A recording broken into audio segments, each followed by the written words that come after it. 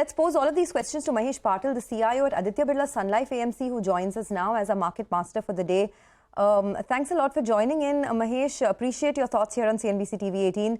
Do you think this is a market that has played out in terms of the upside, or is there a lot more to go? And how are you approaching it now, sector-wise? Yeah, good morning. So, yeah, recent rally, what we have seen in the market has probably meant that the markets are looking a bit toppish from a near-term perspective. But really, if you drill down and look at fundamentally, the markets have actually gone on the back of fairly decent earnings growth, what we have seen, last year as well as forecasted for this year. So overall, on the valuation front, if you look at for the Nifty earnings, then Nifty is probably a tad higher than the long-term average. It's not as expensive as probably it was, say, 1.5 years back when the markets peaked out earlier.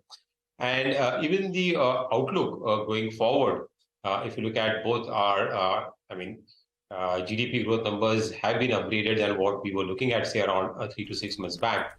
And even corporate earnings growth also looks to be fairly strong and resilient. Even in FY24, we are looking at around 16% kind of a Nifty earnings growth, which is fairly strong. So I think while near term, because of the liquidity rally, what we have seen, strong FII flows, markets have run up quite sharply.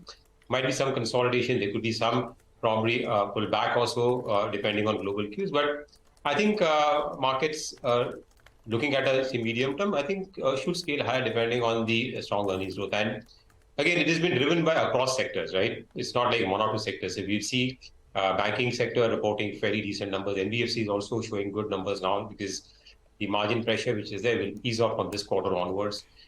Sectors like, say, FMCG, while the volume growth is still a tad lower, but margin improvement because of lower commodity prices should be good. Auto sector is seeing good numbers.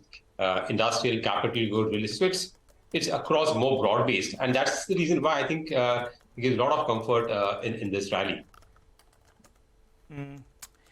Hi, Mahesh. Good morning. Thanks so much for joining in. Mahesh, what about the broader markets? The headline index could consolidate, maybe you see a couple of percentage point move either which direction. But the real party has been in the broader markets. Do you see some signs of frothiness out there? Or do you believe there is still plenty of scope out there after the big underperformance we saw in the previous few months or previous couple of years for the mid-cap and small-cap indices? Yeah, so you're right. I think the broader market has been fairly strong, and there are two reasons for that. One is we've seen good inflows even in the mutual fund side. The last 6 months, if you look at the large amount of inflows have actually come in the mid-cap, small-cap, or large and mid-cap funds. So clearly that has compared to, say, the large-cap category. And even from the FII flows also recently, what we've seen is that, earlier a lot of FII money was coming in through the ETF route, but now the recent flows have been more India-specific, and that has meant that we've seen money coming into the mid-cap space. And that has led to the kind of outperformance what we've seen in the last 3 months or so. So, again, I think, you're right. I think especially the small-cap segment had underperformed in the last 5 years. So I think it's doing some kind of a catch-up over there. But I think from a near-term perspective, I think the valuations there are also fairly priced. I think some of the stocks have seen a lot of exuberance and probably could be still expensive. But I think if the earnings growth in these sectors, especially mid-cap and small-cap, continues to be strong, I think then there is enough bottom-up opportunities which will be there. And since a lot of these mid-cap and small-cap companies are more domestic focused, right, not necessarily dependent on global growth, I think that's where I think we are. One is most positive on, and I think given that, I think from a say 3-year perspective, I think mid cap and small cap also look good even from these levels. Though I think seeing the recent rally, I think there could be some. If there is a volatility, in the global market, you might see some kind of a profit booking here in this small cap space. Okay, small caps are really the headlines, aren't they? Mahesh, hi. Good morning. Surabhi here. We've all been tracking the numbers, right? Hefty inflows into small cap funds, and several funds are actually shutting lump sum investments as well. Yesterday we were talking with the fund managers at Tata AMC because they are one of the AMCs that have decided to stop taking lump sum flows. But you tell us, when you or some of your peer fund managers look at the small cap basket right now, given this gush of money that's coming in, so you have to deploy it. You're looking at the universe of stocks available. I mean, is it still a comfortable situation to be in? Are you still getting decent ideas at a reasonable price? Or is the going getting a little tough now in small caps? That's why I think this the small cap and the mid cap space, right?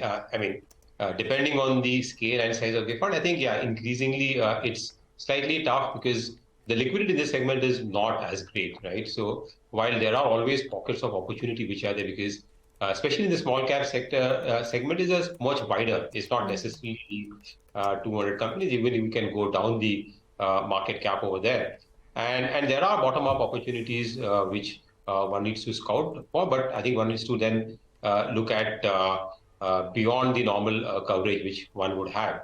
But I would say that again, the good thing is that there are a lot of new companies also which are coming in either through the IPO markets, okay, which are providing opportunities to deploy, and we are also seeing some kind of sell down, okay, especially in the mid caps space by the private equity fund, which is providing liquidity in case one needs to build exposure in some of these names. So while it is a bit tough, I think, but I think if you're really looking around, hunting and going beyond the obvious companies, I think there are still pockets of opportunities there for the small cap, and that's an endeavor which, okay, we continue looking at for new ideas, okay, for our portfolios.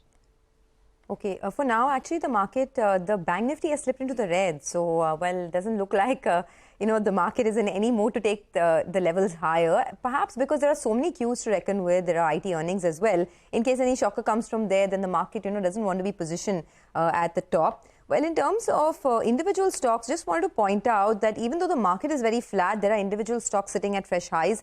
Reliance is once again at a fresh high, so don't lose sight of that.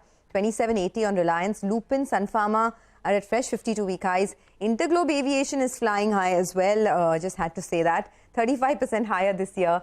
Mahesh, what do you do with, some of these leaders of the market? Reliance has been doing really well.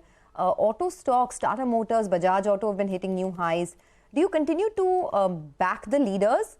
Or now do you think, the time has come to sort of take profits here?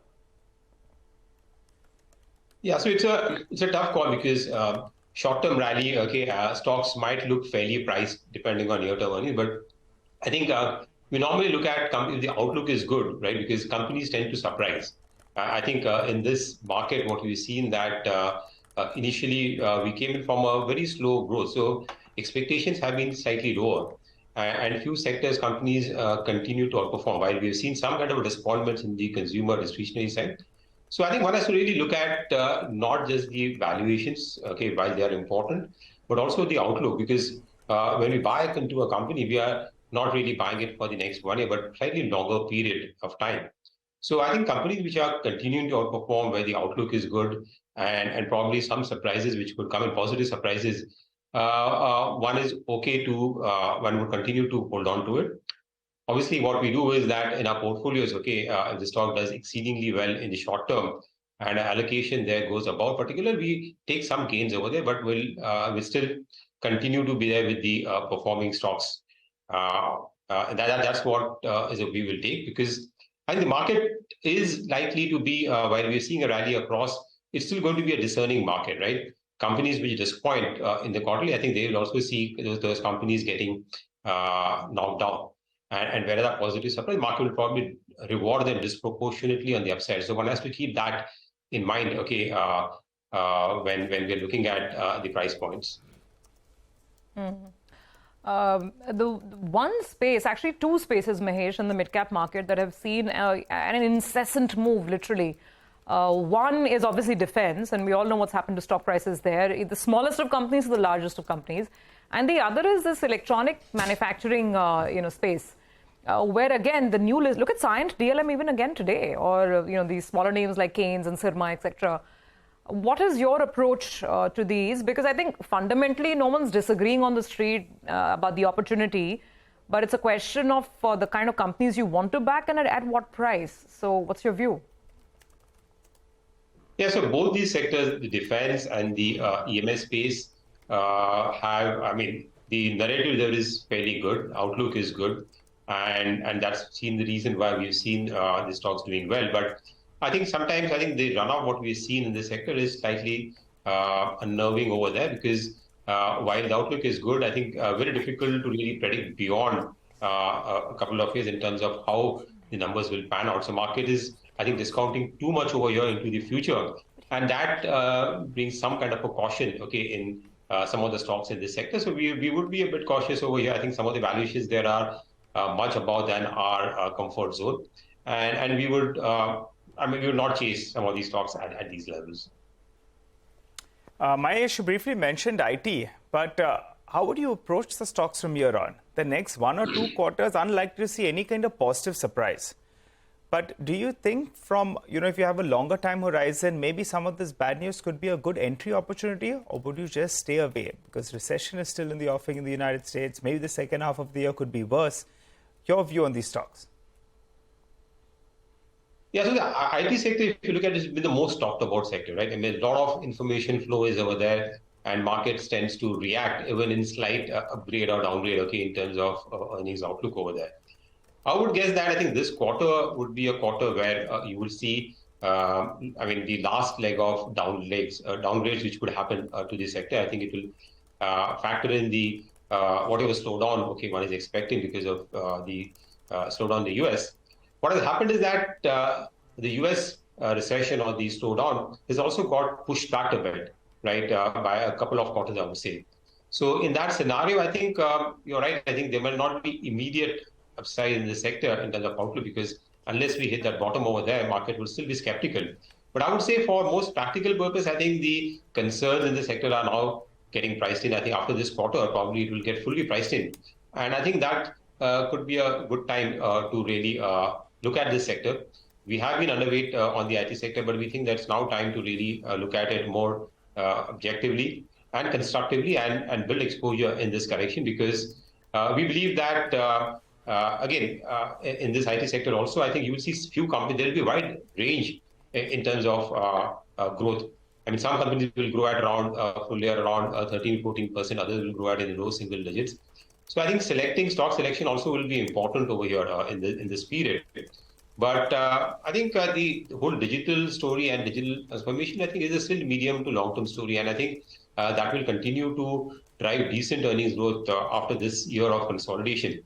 So I think this period is a good time to build exposure in the IT sector. And all these companies are now giving good dividend yield also, right? Because of the strong cash flow. So that also provides some margin of safety and cushion on the downside.